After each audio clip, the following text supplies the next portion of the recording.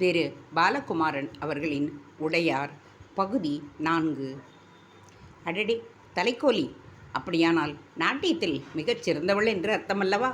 ஆம், 10 பேருக்கு பயிற்சி கொடுக்கும் அளவுக்கு திறமையுள்ளவள் என்றுதான் பொருள். காஞ்சிபுரத்தில் பள்ளி நடத்தி கொண்டிருந்தேன். அந்த நாட்டிய பள்ளியை என் இளைய சகோதரியிடம் கொடுத்துவிட்டு இளவரசர் ராஜேந்திரரின் கட்டளைப்படி தஞ்சாவூருக்கு வந்திருக்கிறேன். ஆம், பல 100 தேவரடியார்களை தஞ்சைக்கு வரச் சொல்லி மன்னர் உத்தரவிட்டிருக்கிறாராம். நானும் கேள்விப்பட்டேன். மிகப்பெரிய கோவில் கட்டப் போகிறாராம். கோவில் கட்டுவதற்கு தேவரடியார்களின் உதவி நிச்சயம் தேவையாம். உழைப்பவர்களுக்காக மாலை வேளைகளில் நடமாடுவதற்காக கூப்பிட்டிருக்கார்களா? ஆம், அதுவும் ஒரு வேலைதான். அதனால் காலையில் ஓய்வெடுக்கலாம் என்பது இல்லை. காலையில் விதவிதமான உடைகளை உடுத்திக்கொண்டு சிற்பிகள் சொல்வது போல் படம் வரைவதற்கு அசையாதுன்னு இருக்க வேண்டும். நாங்கள் உடுத்தி கொண்டிருக்கும் சிற்பிகள் அப்படியே அந்த உடைகளை படமாக வரைந்து அதை ஆதாரமாக வைத்து சிலைகளை செய்வர். சிலைகள் செய்கிற பொழுதும் அவர்கள் அருகே போய் அவர்கள் சொல்படி நின்று சிலை செய்ய உதவி செய்ய வேண்டும். இவைகளை நான் காஞ்சிபுரத்தில் செய்திருக்கிறேன். இதற்கும் மானியம் உண்டா? குமுதினி கேட்டாள். ஆம், அது தவிர சிற்பிகள் விருப்பப்பட்டு காசு தருவார்கள். காஞ்சியிலும் வாழ்க்கை கஷ்டமில்லை. எல்லோருக்குமே நல்ல வருமானம்தான். செழிப்பான விவசாயம். ஆனால் அவ்வப்பொழுது போர் வரும்போதுதான் வாழ்க்கை பற்றி பயமே வருகிறது. ராஜராஜி அடிக்குரலில் பேசினாள். நன்றாய் சொன்னாய் ராஜி. போர் பற்றிய பேச்சு வந்துவிட்டாலே மனது இருண்டு போகிறது. அடிக்கடி போர் நடக்கக்கூடாது என்பதற்காகத்தான் என்னுடைய மாமனார் அதிகம் பேசாது காயத்ரி ஜபம் செய்து கொண்டிருப்பதாக சொல்லுகிறார். ஆனாலும் இங்கொன்றும் அங்கொன்றுமாக போர் வரத்தானே செய்கின்றது. இப்படி இருந்து விட்டால் பரவாயில்லையே. முன்பு போல் லட்சோப லட்சம் வீரர்கள் ஊரை விட்டு போவதும் எங்கோ மலைநாடுகளில் போர் செய்துவிட்டு குற்றுயிராய் திரும்புவதும் இல்லையே, அங்கேயே செத்து போவதும், இங்குள்ள பெண் பிள்ளைகள் அனாதையாவதும். அடேயப்பா, எத்தனை வேதனைகள், எத்தனை துன்பங்கள்! இந்த சோழ நாடு எவ்வளவு ஏற்றுக்கொண்டிருக்கிறது. ராஜராஜி கவலையாக பேசினாள். இனி அதிகம் யுத்தம் வர வாய்ப்பில்லை என்று என் புருஷன் சொன்னார். மன்னர் உடையார் ஸ்ரீ ராஜராஜ தேவருக்கு யுத்தத்தின் மீது பிடிப்பு குறைந்து விட்டதாம். எல்லைகள் பலப்படுத்திவிட்டன. ராஜேந்திர சோழர் மேல்பாடியில் குடியிருக்க வடக்கே மேற்கே எவரும் வந்து நம் தேசத்தை தாக்கப் போவது இல்லை. பாண்டிய வளநாட்டில் நம் மந்திரிகளை அரசாட்சி செய்து கொண்டிருக்கிறார்கள். அங்கிருந்தும் தாக்குதல் வராது. சேர தேசத்தவர்கள் அடங்கி வெகு நாட்களாகிவிட்டது. அவர்களும் நட்பாகிவிட்டார்கள். எனவே சேர தேசமும் பிரச்சனை கிடையாது. கடல் பகுதியில் மட்டும் அவ்வப்பொழுது கொள்ளைகள் நடக்கிறதாம். அதற்காக ராஜேந்திரர் கடற்படை தயாரித்து கொண்டே இருக்கின்றாராம். இது மட்டும்தான் இப்போதைக்கு யுத்தம் பற்றிய செய்தி. அந்த அந்தன பெண்மணி படபடவென்று ஒரு விஷயங்களை பேசினாள். ராஜராஜி வியந்தாள். பரவாயில்லையே, சோழ தேசத்தில் என்ன நடந்து கொண்டிருக்கிறது என்று மிக தெளிவாக புரிந்து கொண்டிருக்கிறீர்களே. நானாக கேட்டு புரிந்து கொண்டேனா? காதுகளில் வந்து விழுந்த செய்தி. எங்களவர் கொஞ்சம் அரசியல் ஈடுபாடு உடையவர் என்பதால் இந்த வீட்டிற்கு வந்து பல பேர் பல தகவல்களை சொல்வர். எல்லா தகவல்களையும் நான் ஒரு ஓரமாய் நின்று கேட்டுக்கொண்டிருப்பேன். இதை தவிர எனக்கு ஞாபக சக்தி சற்று அதிகம். எந்த வருடம் என்ன நடந்தது, யார் என்ன செய்தார்கள் என்கின்ற விவரங்களை நான் மனதில் பதிவு வைத்து விடுவதால் என் கணவரே சில சமயம் என்னிடமிருந்து விஷயங்களை கேட்டு ஞாபகப்படுத்திக் கொள்வார். ஆஹா, நீங்கள் பாராட்டப்பட வேண்டிய பெண்மணி. உங்களை பார்த்த பொழுதே நினைத்தேன் நீங்கள் மிகுந்த கெட்டிக்காரி என்று. அதே போல்தான் இருக்கின்றீர்கள். நானும் கூட உன்னை பார்த்து அப்படித்தான் நினைத்தேன். அந்த அந்தர பெண்மணி ராஜியை கூர்ந்து கவனித்து பேசினாள். நீ சாதாரண தேவரடியார் இல்லை. நிறைய விஷயங்கள் தெரிந்தவள். மொழி பயிற்சியும் பெற்றவள். ஒரு வீட்டிற்குள் நுழையும் பொழுதே நாலா பக்கமும் சுற்றி பார்த்து எந்த பக்கம் வழி இருக்கிறது, எந்த பக்கம் வழி இல்லை என்று தெரிந்து கொண்டு நான் அமைதியாகின்றாய் நீ. எனவே நீயும் லேசுப்பட்டவள் இல்லை என்பது புரிந்துவிட்டது. அவள் பேச்சுக்கு ராஜராஜி வாய்விட்டு சிரித்தாள். சரி, கோவில் எங்கே கட்டப்போகிறார்களாம்? தஞ்சையில். தஞ்சை இங்கிருந்து எவ்வளவு தூரம்? இங்கிருந்து அரை காதம் திருக்காட்டுப்பள்ளி. திருக்காட்டுப்பள்ளியிலிருந்து 1 காதம் திருவையாறு. திருவையாறிலிருந்து 1.5 காதம் தஞ்சாவூர். மொத்தத்தில் 3 காத தூரத்தில் தஞ்சாவூர் இருக்கிறது. வழி நன்றாக இருக்குமா? என்னை இப்படி கேட்டு விட்டாய். நீ தஞ்சாவூர் எல்லையை தொட்டாகிவிட்டது என்பது உனக்கு புரியவில்லையா?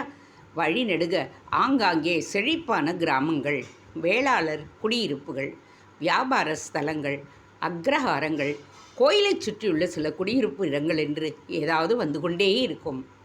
திருவையாறு கிட்டத்தட்ட ஒரு நகரம் போலவே. பெரிய கோவில், கோவிலைச் சுற்றி ராஜவீதி, ராஜவீதியிலிருந்து கிளை கிளையாய் பிரியும் பல தெருக்கள், ஒவ்வொரு வகுப்பினருக்கும் தனித்தனியான தெருக்கள் வைத்து வீடுகளும் கட்டி கொடுக்கப்பட்டு இருக்கின்றன. திருவையாறில் கிடைக்காத பொருளே இல்லை. போகும் பொழுது ஐயாரப்பனை தரிசித்து விட்டு போ. பிறகு என்ன ஊர் வரும்? திருவையாறை தாண்டியவுடன் கருந்தட்டைக்குடி என்ற ஊர் வரும். பிறகு தஞ்சையின் எல்லை ஆரம்பித்துவிடும். அகழியை தாண்டி கோட்டை, கோட்டையை தாண்டி உள்ளே போனால் மிகப்பெரிய மாளிகை தெரியும். மாளிகையைச் சுற்றி நகரம் இருக்கின்றது. குதிரைகளும் யானைகளுமாக ஊரே கலகலப்பாக இருக்கும். கோவிலுக்காக வேலைகள் துவங்கிவிட்டனரா? இல்லை, அதற்கு நாள் பார்த்து வைத்திருக்கிறார்களாம். போன பௌர்ணமி கூட அரண்மனையில் பூஜை போட்டுவிட்டு முதல் மந்திரி பிரம்மராயரை பார்த்து என் புருஷன் 3-4 தேதிகளை சொல்லிவிட்டு வந்திருக்கிறாராம். ஏதேனும் ஒரு தேதியில் அஸ்திவாரம் தோன்றலாம் என்று குறித்து கொடுத்திருக்கின்றார். கோயில் கட்டாமல் போக ஏதேனும் வாய்ப்பிருக்கின்றதா? ராஜராஜி கேட்டாள். குமுதினி ராஜராஜியின் கேள்விக்கு பார்த்து திகைத்து விட்டாள். கோவில் நிச்சயம் கட்டப்படும் ராஜராஜி. வெளியே ஆண் குரல் ஒன்று கேட்டது. மும்முடி சோழ பிரம்மராயர் உள்ளே நுழைந்தார்.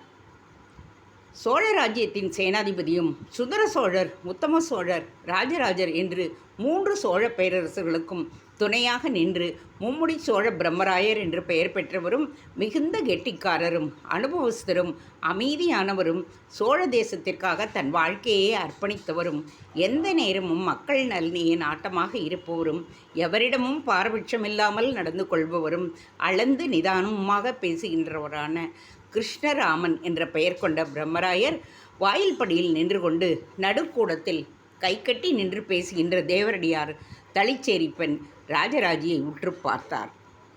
பெண்களில் பல விதம் உண்டு. ஆண் ஒருவன் சற்று தொலைவில் நின்று பார்க்கிறான் என்று தெரிந்ததுமே எங்கேனும் பதுங்கிக் கொள்கிற பெண்கள் சோழ தேசத்தில் உண்டு. அப்படி பதுங்கிக் கொள்ளாது ஆண்கள் வரவை தெரிந்து கொண்டு சற்று முன்னேறி வருக வருக என்று அழைத்து உள்ளே வந்ததும் விலகி நின்று பேசுகின்ற பெண்களும் உண்டு. அச்சமின்றி எதிரே வந்து கையை கூப்பி வணக்கமும் சொல்லி அழைத்து போய் ஆசனம் கொடுத்து எதிரே சற்று தொலைவில் நின்றபடியே முகம் பார்த்து பேசுகின்ற பெண்களும் உண்டு. ஆண்களை பற்றி எந்த அச்சமும் இல்லாமல் உற்று பார்க்கும் பொழுதே அவர்களை எடை போட்டுவிட்டு அவர்கள் பதிலுக்கு உற்று பார்க்கும் பொழுது அந்த பார்வையை மதிக்காது அலட்சியம் செய்து அவர்கள் பேச்சுக்கு பதில் கொடுத்து திக்கும் காட வைக்கும் பெண்களும் உண்டு. இதில் ராஜராஜி 4வது வகை என்று பார்த்தவுடனேயே பிரம்மராயர் புரிந்து கொண்டு விட்டார். சபையேறி நடமாடுகிற தேவரடியார் பெண்களுக்கு ஆண்களை பற்றிய அச்சம் அதிகம் இல்லை என்றாலும் அந்த கூட்டத்திலும் வெட்கப்பட்டு பதுங்குகின்ற பெண்களும் இருக்கின்றார்கள். மெல்லிய குரலில் பேசும் பெண்கள் அவர்களிடத்திலும் உண்டு. ஆனால் இவளைப் போல் கை காட்டி வாசல் பக்கம் நின்று குரல் கொடுத்து அதிர்ச்சி அடையாது நீ வருவாய் என்று எனக்கு தெரியும் என்பது போல் நிற்கின்ற பெண்களை தேவரடியார் வட்டத்தில் குறைவுதான். அரசியல் விஷயங்களை நன்கு தெரிந்த பெண்கள்தான், அரசியல்வாதிகளோடு ஒட்டி பழகிய பெண்கள்தான் இவ்விதம் தைரியமாக இருப்பார்கள். ராஜராஜி நிற்றலும் அவள் பார்வையும் அசைவும் அவளுக்கு சோழ அரசியல் அத்துப்படி என்பதும் ஆண்களுடைய கோபதாபங்கள் அவளை மிரட்சியடைய செய்யாத விஷயம் என்பதும் எளிதில் புரிந்தது. எந்த விஷயத்தையும் எந்த சூழ்நிலையிலும் ராஜராஜியால் சமாளிக்க முடியும், மீண்டு வெளியே வர முடியும் என்பது அவளுடைய உதட்டின் அழுத்தத்தில் தெளிவாயிற்று. வணக்கம் பிரம்மராயரே. அவள் சற்று திரும்பி வாசல்படியை நோக்கி கை கூப்பினாள். சுற்றுமுற்றும் பார்த்து அங்கிருந்து உயரமான ஒரு ஆசனத்தை எடுத்து நடு கூட்டத்தில் போட்டாள். அமருங்கள் என்று தன் வீடு போல் கை காட்டினாள். நடு கூடத்திற்கு வந்த பிரம்மராயர் திரும்பி அந்தன பெண்மையை பார்க்க அவள் சற்று விலகி வாருங்கள் என்று மெல்லிய குரலில் அழைத்தாள். என்ன குமுதினி, ராஜராஜி என்ன சொல்லுகிறாள்? விலகி நின்ற குமுதினியை பார்த்து பிரம்மராயர் கேட்டார். அகலமான உயரமான அந்த ஆசனத்தில் அமர்ந்து கொண்டார். ஒரு காலை மடித்து ஒரு காலை தொங்கவிட்டு பிரம்மராயர் நிமிர்ந்து உட்கார்ந்திருப்பதை பார்த்தால் சில விஷயங்கள் பேசிவிட்டுத்தான் போவார் என்பது போல் ராஜராஜிக்கு தோன்றியது. ராஜராஜி அதிகம் பேசவில்லை. ஆனால் இந்த வீட்டை உன்னிப்பாக பார்க்கிறாள். எது எது எங்கே இருக்கிறது, யார் யார் இருக்கிறார்கள் என்று வேகமாக நோட்டமிடுகிறாள். அது பெண்களின் இயல்புதானே. ஒரு வீட்டிற்குள் நுழைந்தவுடன் அந்த வீடு எப்படி இருக்கிறது, பொருட்கள் எப்படி வைக்கப்பட்டிருக்கின்றன என்பதை புரிந்து கொண்டு அந்த வீட்டில் உள்ளவர்களை எடை போடலாம் என்று முயற்சிப்பர். எடை போட்டு எந்த அளவுக்கு பழகலாம் என்றும் அவர்கள் தீர்மானம் செய்வார்கள். சற்று சிரிப்போடு பிரம்மராயர் சொன்னார், இருக்கலாம். என்னென்ன விதமாக எடை போட்டிருக்கிறார்கள் என்பதுதான் தெரியவில்லை. குமுதினியும் குறும்பு சிரிப்போடு ராஜராஜியை பார்த்து பேசினாள். சுற்றி வளைத்து பேசுகின்ற இந்த பேச்சு அவளுக்கு சிரிப்பை கொடுத்தது. வாய்விட்டு சிரித்தாள். காஞ்சிபுரத்திலிருந்து 6 நாள் பயணம் செய்து பழமனார் தீவுக்கு வந்து குமுதினியை எடை போடவா வந்தேன்? எனக்கு வேறு பல வேலைகளை கொடுத்திருக்கிறார்கள். தஞ்சை போய் கோயில் கட்டுகின்ற இடத்தில் காலையும் மாலையும் நடனமாடச் சொல்லி இறைவன் புகழை பாடச் சொல்லி உத்தரவிட்டிருக்கிறார்கள். நீங்கள் நான் ஏதோ வேவு பார்க்க வந்தவளை போல் பேசுகிறீர்களே. ராஜராஜி சிரித்தபடியே பேசிவிட்டு சட்டென்று சிரிப்பை நிறுத்தி கொண்டாள். குமுதினியும் பிரம்மராயரும் லேசாக துணுக்குற்று அவளை உற்று பார்த்தனர்.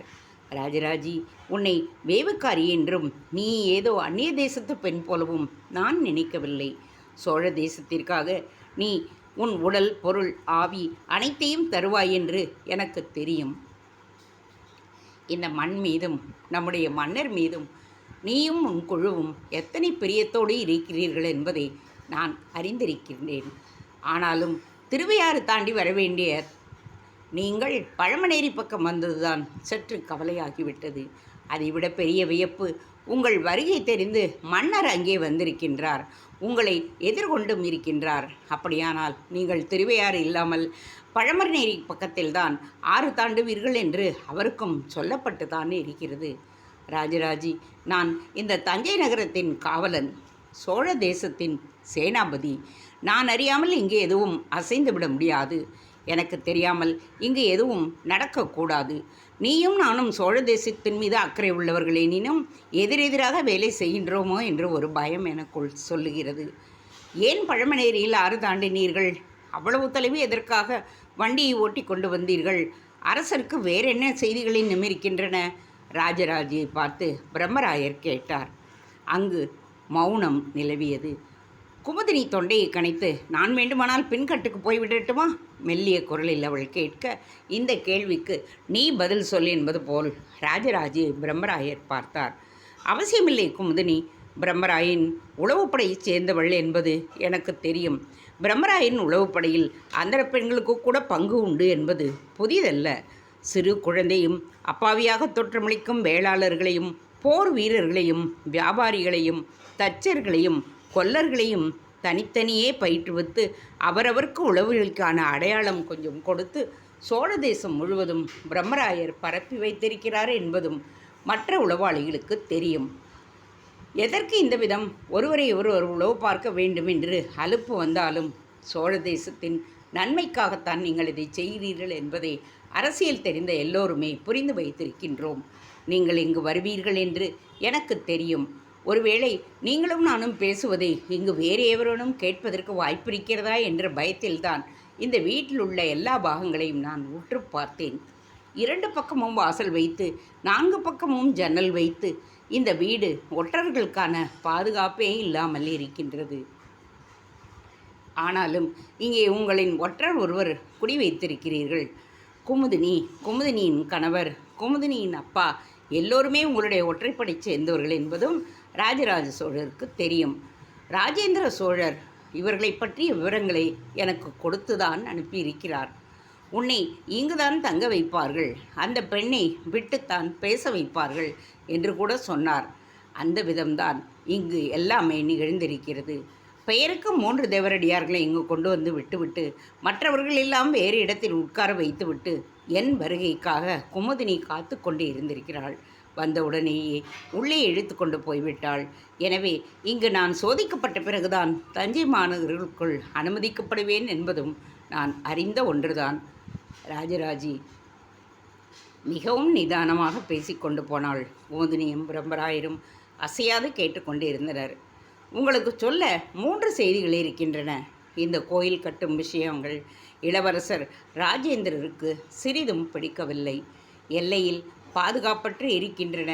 ஈழத்திலிருந்தும் கங்க தேசத்திலிருந்தும், ஏன் பாண்டி தேசத்திலிருந்து கூட நம்மை தாக்குவதற்கு படைகள் வரக்கூடும் என்று ராஜேந்திரர் சந்தேகிக்கிறார். எல்லைகள் பலமில்லாத இந்த நேரத்தில் எதற்காக மன்னர் கோயில் கட்ட வேண்டும் என்றும் யோசிக்கின்றார்.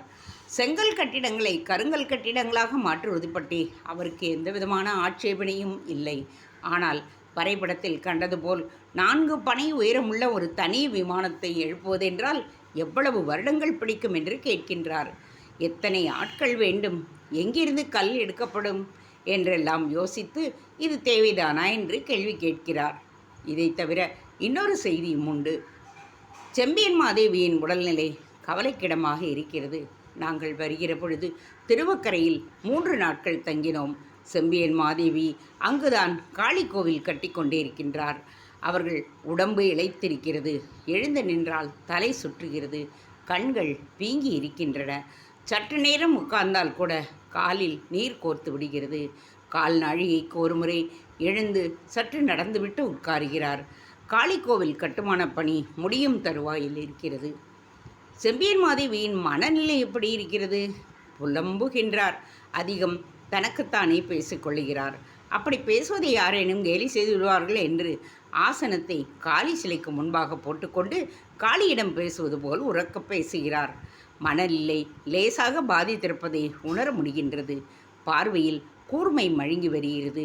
சோழிகள் உருட்டி பிரசன்னம் பார்க்கும் பொழுது இன்னும் 3 மாதங்களுக்கு மேல் செம்பியன் மாதேவி உயிர் வாழ மாட்டார் என்று சோழிகள் சொல்லின. நல்லது, சோழ சாம்ராஜ்யத்தில் உயர்ந்த நிலையில் இருப்பவர்களெல்லாம் சோழிகள்தான் உருண்டு உருண்டு தீர்மானிக்கின்றன. எனக்கு இந்த பைத்தியத்தனங்களை எல்லாம் விட எப்போதுதான் ஜனங்கள் விடப் போகிறார்களோ தெரியவில்லை. பிரம்மராயர் அழுத்து கொண்டார். நீங்கள் நினைப்பது தவறு பிரம்மராயரே. அங்கே ஜோசியம் சொன்னது ஒரு இளம் பிள்ளை, 12 வயது பாலகன். ஆனால் தமிழ் பாட்டு அவனுக்கு அருவியாக ஓடுகிறது. செம்பியன் மாதேவியோடு இந்த 3 மாதமும் அந்த பையன்தான் இருந்திருக்கின்றான். அவருடைய சொல்படிதான் பிரசன்னமும் பார்க்கப்பட்டது. 3 மாதங்கள் உயிரோடு இருப்பீர்கள் என்று அவரிடமே சொல்லப்பட்டதா? ஆம், அவர்தான் கேட்டு தெரிந்து கொண்டார். மிகுந்த சந்தோஷம் என்று வான் நோக்கி கை கூப்பினார். மரணத்திற்கு தயாராகிவிட்டார் என்று அவருடைய முகம் எனக்கு தெளிவாக காட்டியது.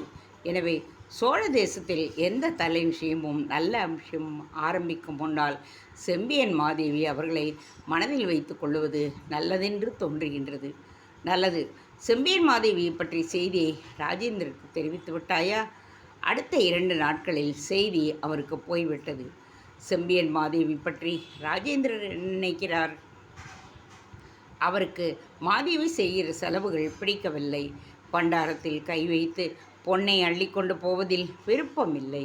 சிற்பிகளுக்கு தேவைக்கு அதிகமாக சம்பளம் கொடுத்து அவர்களை ஊதாரியாக்கிறீர்களே என்று கோபப்படுகிறார். ஒரு காலாட்படை வீரருக்கு ஒரு நாளைக்கு 1 செப்பு காசுதான் சம்பளம்.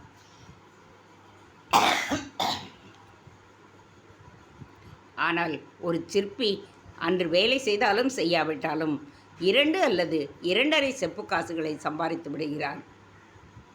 ஒரு சிலையை வடிக்க அவருக்கு கொடுக்கப்படுகிற காசு மிக மிக அதிகம் என்று ராஜேந்திரர் கோபமாக குறிப்பிடுகிறார். சிற்பிகளுக்கு இப்படி காசு அதிகம் கொடுத்து விட்டால் படை வீரர்கள் நொந்து போகிறார்கள்.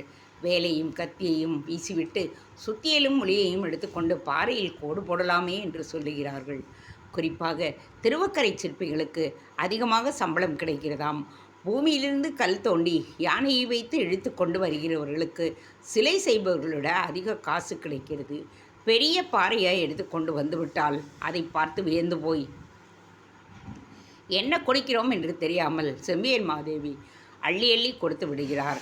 இதனால் வணிகர்களை விட விவசாயிகளை விட படை வீரர்களை விட நெசவாளர்களையும் கருமார்களையும் விட சிற்பிகள்தான் அதிக வசதியோடு இருக்கின்றார்கள். அவர்களுக்கென்று தனி வீடுகள் கட்டி கும்பலாக வாழ முயற்சிக்கிறார்கள். இது நல்லதல்ல. மக்களிடையே இது பிளவை உண்டாக்கும் என்று ராஜராஜேந்திரர் கவலைப்படுகின்றார். பிரம்மராயர் தலையசைத்தார். புரிகிறது, ராஜேந்திரரின் கவலை நியாயமானது தானே. ஆனால் கிட்டத்தட்ட 11 அடி உயரமுள்ள துர்கை சிலையை நீங்கள் பார்த்தால் திகைத்து போவீர்கள்.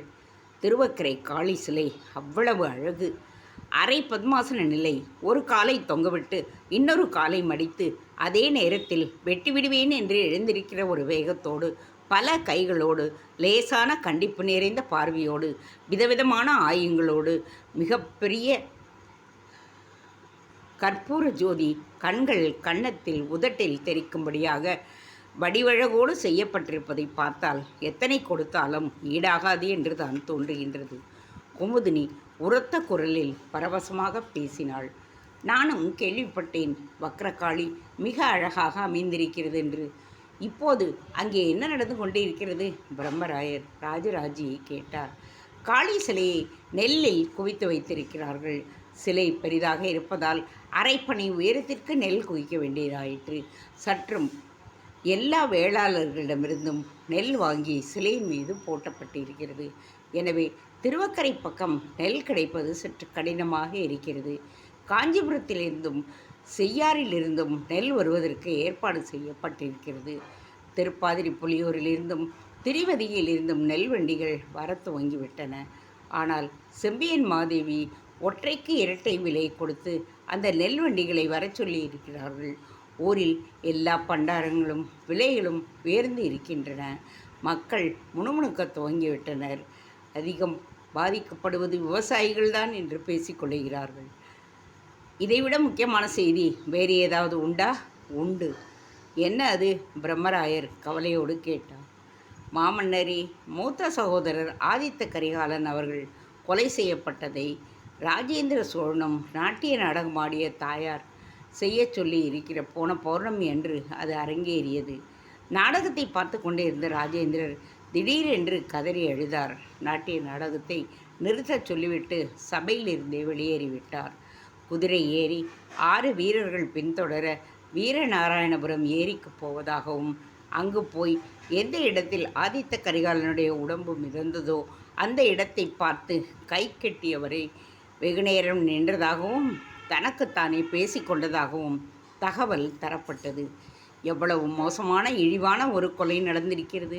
இதை சமாதானப்படுத்தாமல் வெறும் கோவில் கட்டி கொண்டிருப்பதில் என்ன புண்ணியம் என்று ராஜேந்திரர் புலம்பியதாகவும், வந்த இடத்தில் ஆதித்த கரிகாலனுடைய உடம்பு மிதந்ததோ அந்த இடத்தில் கங்கையால் ஒரு ஜெயஸ்தம்பம் எழுப்புவேன் என்றும் வாள் நுனியில் சத்தியம் செய்து எனக்கு தகவல்கள் கொடுத்தார். வெகு விரைவில் வடக்கு நோக்கி அவர் பயணப்படப் போகிறார் போலிருக்கிறது. கங்கையிலிருந்து குடம் குடமாக நீர் கொண்டு வந்து வீரநாராயணபுரம் ஏரி முழுவதும் சாய்த்து ஆதித்த கரிகாலனுடைய மனநோக்கம் தீர்ப்பதற்கு பிரார்த்தனையும் செய்யப் போகிறார். சோழ நாட்டின் கருப்பு நான் என்று ஆதித்த கரிகாலன் இறந்த நாளை அனுஷ்டிக்க வேண்டும் என்றும் சொல்லுகிறார். வருடா வருடம் அன்றைய தினம் ஏதேனும் படையெடுப்பு, நிதி உதவி எல்லாவற்றையும் இருக்கின்ற நடுநிலை போல் வளர்த்து கொள்வது அல்லது வேறு எது செய்தாலும் சோழ சாம்ராஜ்யம் நிலைத்து நிற்காது என்று பேசியிருக்கிறார். சோழ சாம்ராஜ்யத்துக்கு எதிராக ஒரு சிறு அளவு ஏற்பட்டாலும் அந்த அசைவை ஏற்படுத்துபவர்கள் மிக கடுமையாக தண்டிக்கப்படுவர் என்று எச்சரிக்கை வேறு செய்திருக்கின்றார்.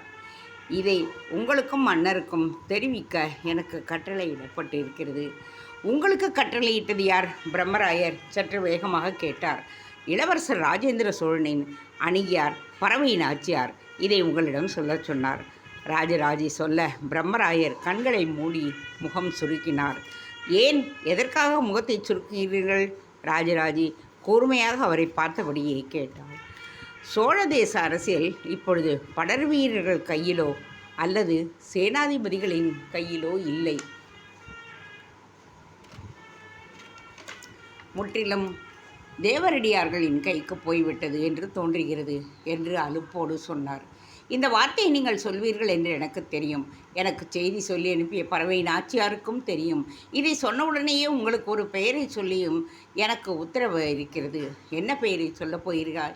மாமன்னர் ராஜேந்திர சோழனின் உற்ற துணைவியார் தில்லையழகி என்று அவரால் பாராட்டப்பட்ட ராஜ சோழனின் 4வது துணைவியார் பழுவூர் நக்கன் பஞ்சவன் மாதேவியின் பெயரை உங்கள் காதுகளில் நன்றாக புத்தியில் உரைக்கும்படி உறக்கச் சொல்லிக் கொடுக்கப்பட்டிருக்கிறது. ராஜராஜி சொல்ல பிரம்மராயர் திடுக்கிட்டு விட்டார். மன்னரின் துணையான பஞ்சவன் மாதேவியும் தேவரடியார் குலத்தைச் சேர்ந்தவர்தான். இவருக்கு நடக்கும் அரசியல் அவர் பங்கு மிகவும் முக்கியமானது. மன்னர் கோயில் கட்ட தீர்மானித்ததும் அவருக்கு பக்கபலமாக பஞ்சவன் மாதேவியார் முழு வேகத்திலும் செயல்பட்டிருக்கிறார். பழவனேரியிலிருந்து அரைக்காத தூரத்தில் இருக்கும் திருக்காட்டுப்பள்ளியில் தனி மாளிகை தற்காலிகமாக குடியிருந்தது. தினமும் மன்னரோடு கோவில் பற்றி விசாரித்து கொண்டிருக்கிறார். உலகத்தில் உள்ள தேவரடியார்களை கேலி செய்யும் பொழுது அவர்களில் ஒருவரான பஞ்சவன் மாதேவியை நினைத்து கொண்டால் கேலி செய்ய மனம் வராது. அந்த தியாகத்தை புரிந்து கொண்டால் ரகசியம் அவ யாரையும் இகழ்ச்சியாகவும் பேசத் தெரியாது. பிரம்மராயர் கை கூப்பினார். மன்னித்து விடு ராஜராஜி, எனக்கு வயசாகிவிட்டது. அதனால் அடிக்கடி அலுப்பு ஏற்படுகிறது. அந்த அலுப்பை தாங்காமல் தான் நான் அடிக்கடி சற்று அவசியப்படுகின்றேன்.